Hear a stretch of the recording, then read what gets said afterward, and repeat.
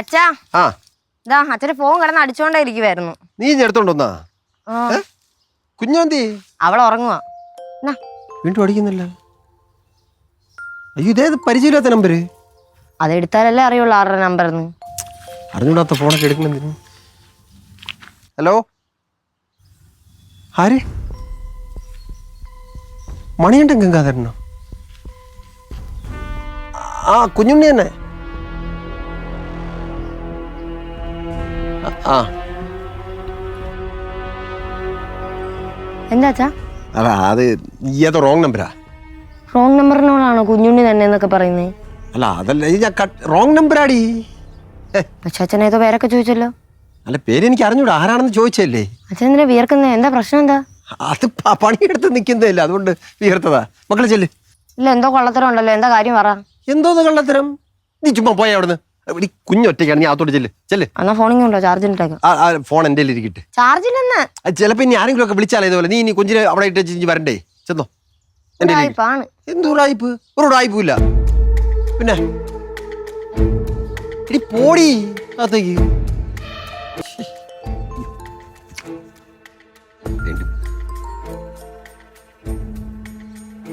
Hello. അല്ല sir, അത് സാറേ അത് വർഷങ്ങൾക്ക് മുമ്പ് നടന്ന ഒരു സംഭവമില്ലേ? അയ്യോ എനിക്ക് ഓർമ്മയില്ലല്ലോ സാറേ. ഓർമ്മയില്ലാത്ത കാര്യം എനിക്ക് എങ്ങനെ പറയാൻ പറ്റും? അല്ലേ തന്നെ അതിനെന്തിനാണ് സാറേ ഇപ്പോഴും പ്രസക്തി? അയ്യോ സാറേ, എന്നെ എങ്ങനെയെങ്കിലും ഇത് ഒന്ന് ഒഴിവാക്കി തരണേ യു പ്ലീസ്. സാറേ അങ്ങനെ പറയല്ലേ. ഹലോ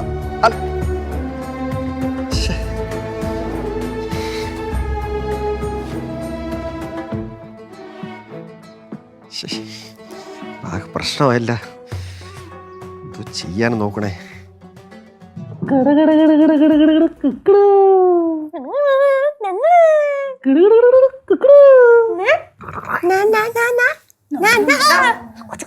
കൊച്ചിനെ അത് എത്ര നേരം ഉറങ്ങുമായിരുന്നു? ഞങ്ങളെ കണ്ട പോണെന്ന്. അത് നിങ്ങൾ അലമ്പി ഉണർത്തിയതല്ല. ഇനി ഉറക്കിട്ട് പോയാൽ മതി കേട്ടാ. അലമ്പി ഉണർത്തുന്നല്ല, അത് ഉറങ്ങി കിടന്നേടി. ഞങ്ങളെ കണ്ട പോണെന്ന് അത്രേ ഉള്ളൂ. നോക്കിക്കോ, രാത്രി മൊത്തം ഇപ്പൊ കീന്ന് കിടന്ന് കരഞ്ഞോണ്ടിരിക്കും. ആന്നോടി നീ കീന്ന് കരയോ? രാത്രി കരയോ അപ്പച്ചി? ഞങ്ങൾ കേൾക്കാറില്ലല്ലേ. അതിന് നിനക്ക് വല്ല ബോധവും വേണ്ടേ? നീ അവിടെ പോയിരുന്നു? ഞാൻ അച്ഛന്റെ ഫോൺ കൊണ്ട് കൊടുക്കാൻ വേണ്ടി പോയി. അച്ഛന്റെ ഫോൺ കൊണ്ട് കൊടുക്കാൻ പോയി? അച്ഛൻ എന്തിനാ ഫോൺ കൊണ്ട് കൊടുക്കുന്നേ?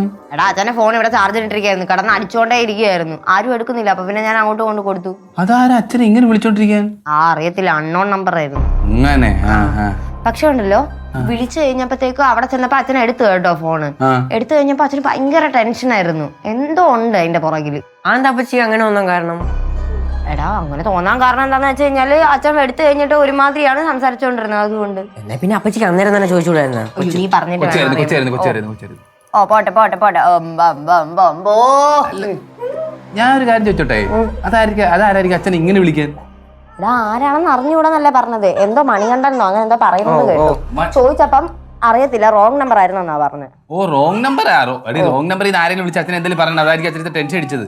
നിന്റെ ബുദ്ധി അങ്ങുണ്ടല്ലോ, ഒരുപാടുണ്ട്. നീ ബുദ്ധിയുടെ ആരും വിട്. എന്താ മാറ്റർ എന്ന് വല്ല അറിയാൻ പറ്റൂ? എടാ അറിഞ്ഞുകൂടാന്നല്ല ഈ പറയുന്നത്.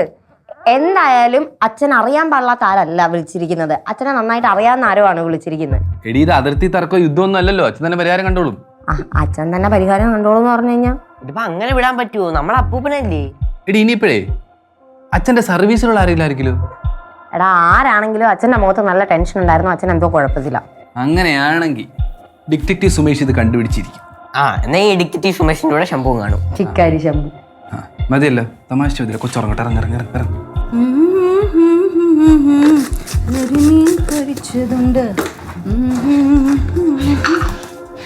വെള്ളം വെള്ളം.